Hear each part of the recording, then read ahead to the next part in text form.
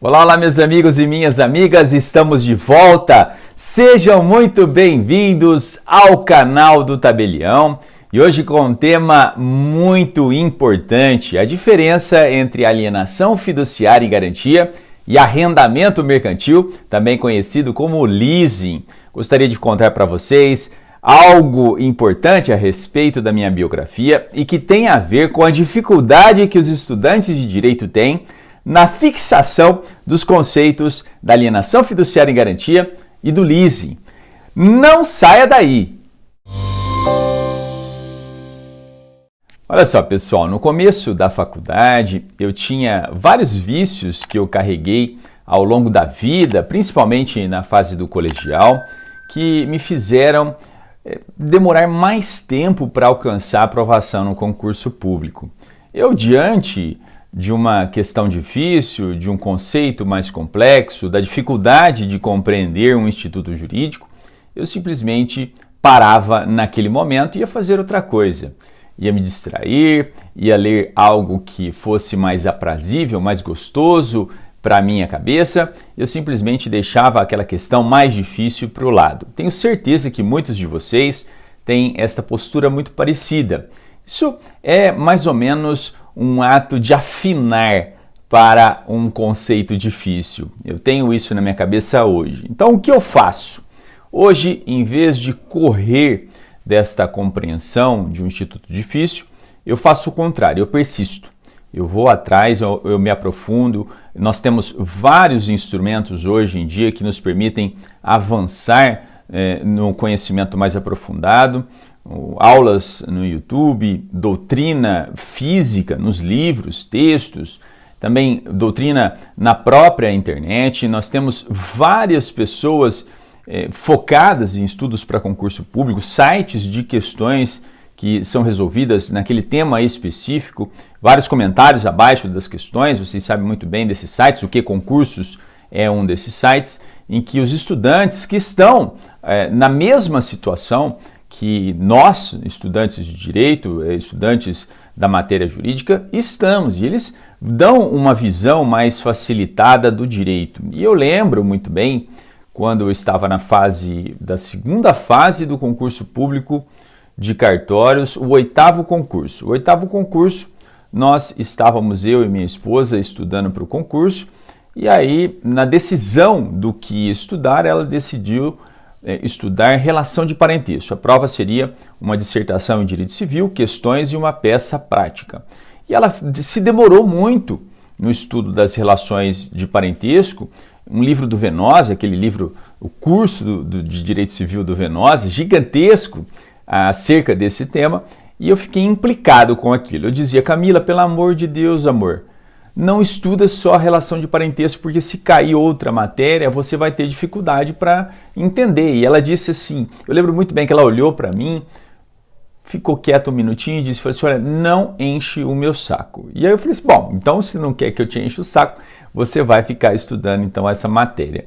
Fato é que na segunda fase da prova da minha esposa, da Camila, caiu o tema relação de parentesco. É óbvio que ela fez uma análise estatística dos temas que já caíram em concursos anteriores, nas segundas fases dos concursos de cartório anteriores, de maneira que ela pensou relação de parentesco como um tema que não tinha caído e se aprofundou. Relação de parentesco, você sabe muito bem que tem as suas nuances, os seus detalhes, aqueles pontos mais intrincados, e ela enfrentou. Isso foi muito importante naquele contexto, para dar uma virada de chave na minha cabeça, e o que eu faço hoje é igual o que a Camila faz. Então essa é uma apreensão, uma compreensão que eu tenho dentro do meu coração.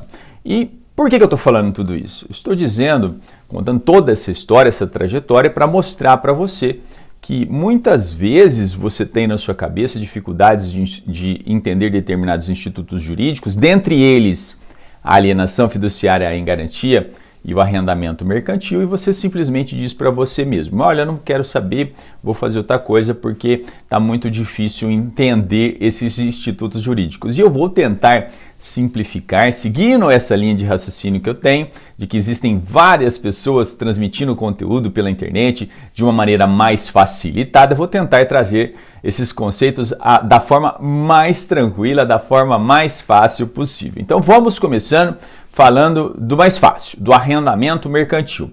O arrendamento mercantil, também conhecido como um leasing, é um contrato, como o próprio nome nos ajuda a entender, por isso que eu digo que ele é mais fácil que o outro, um contrato em que existem duas partes, o arrendante e o arrendatário.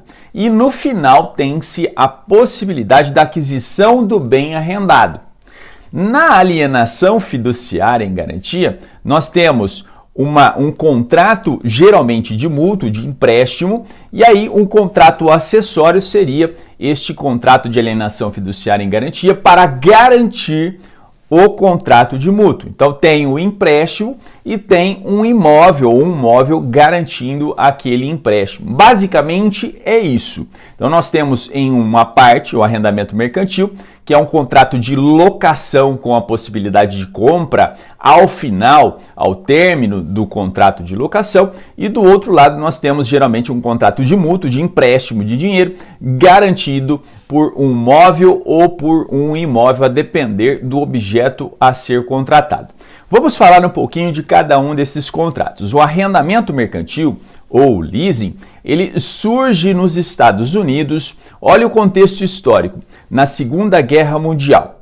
Então nós temos lá em 1941 a lei que chama-se Land and Lease Act. Land and Lease Act, ou seja, empréstimo ou arrendamento, a lei de empréstimo ou arrendamento, naquele contexto em que os Estados Unidos produziam material bélico e arrendavam para os seus aliados do eixo combaterem os inimigos, e ao final do contrato, como essas pessoas, esses países não tinham muito dinheiro naquele contexto da guerra, o que eles faziam? Eles arrendavam esses bens dos Estados Unidos e tinham a opção de, ao final da guerra, ao final do contrato, adquirirem este mesmo bem mediante o pagamento do que se chamou de valor residual. Este valor residual aqui no Brasil assume o nome de valor residual garantido. Nós temos uma lei que trata do arrendamento mercantil aqui no Brasil, a Lei 6099 de 1974. E ela pode ser aplicada e deve ser aplicada pelas instituições financeiras num contexto em que, vamos imaginar que eu queira arrendar um bem. Então eu vou lá e digo para a instituição financeira, para o banco, falo assim, olha, eu quero arrendar aquele bem ali. Então o banco vai lá e adquire aquele bem que eu disse para ela comprar para mim, porque é do meu interesse.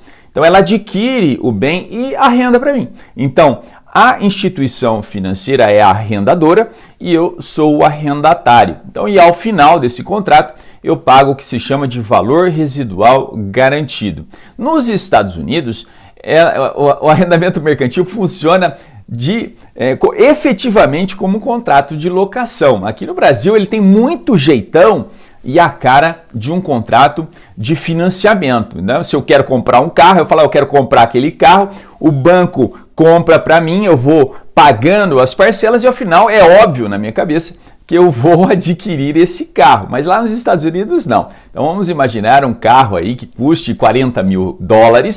Então, eu falei assim, olha, eu quero comprar aquela Mercedes de $40 mil, e aí eu vou fazer um contrato de arrendamento no montante aí, no patamar de 24 meses. Então eu vou usar essa Mercedes de $40 mil por 24 meses, um contrato de 2 anos. O banco vai fazer um cálculo e vai dizer, olha, daqui 2 anos essa Mercedes vai custar $28 mil.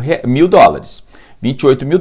Então, você vai usar o equivalente a $12 mil. $12 mil por 24 meses tem-se aí parcelas equivalentes, aí, salvo engano, de $500. E eu vou acrescentar aí taxas, encargos, então a parcela vai ficar mensal de $574. Este montante aí é o que você vai pagar por cada mês desses 24 meses de contrato. E ao final, o carro vai valer 28 mil dólares. Se você quiser adquiri-lo, você paga esse montante, 28 mil dólares, e fica com ele. Esse é o valor residual. Lembrando, não vai fazer parte desse vídeo agora, para ele não ficar muito longo, que o arrendamento mercantil ele pode ser um leasing que se chama operacional, um leasing financeiro ou o leasing back. Mas eu vou deixar esse detalhamento para um vídeo posterior. Já a alienação fiduciária em garantia, ela ocorre em uma maneira um pouco diferente. Então eu vou lá, por exemplo, esse apartamento que nós estamos aqui agora, eu vou lá e disse para a Caixa Econômica Federal, falei assim, olha, eu quero aquele bem, aquele imóvel. A Lei 9514 de 1997 vai dizer o seguinte, então olha, eu pego este bem aqui e sou o possuidor direto porque eu possuo diretamente, tenho contato com o bem que foi objeto da alienação fiduciária em garantia, e eu transfiro para o banco a propriedade que se chama propriedade resolúvel, que ao final do contrato será resolvida.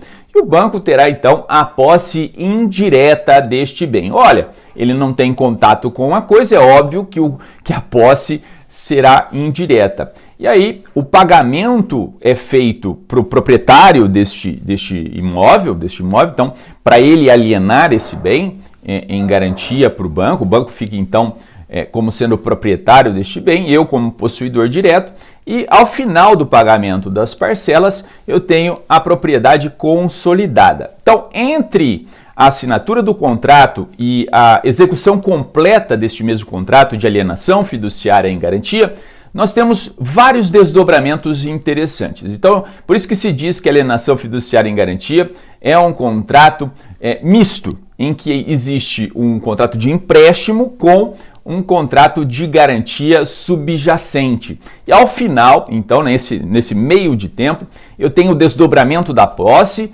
e uma propriedade resolúvel. Então, aquele que usa o imóvel tem a posse no meu caso, né? Eu sou o possuidor direto e tenho uma expectativa de direito de propriedade.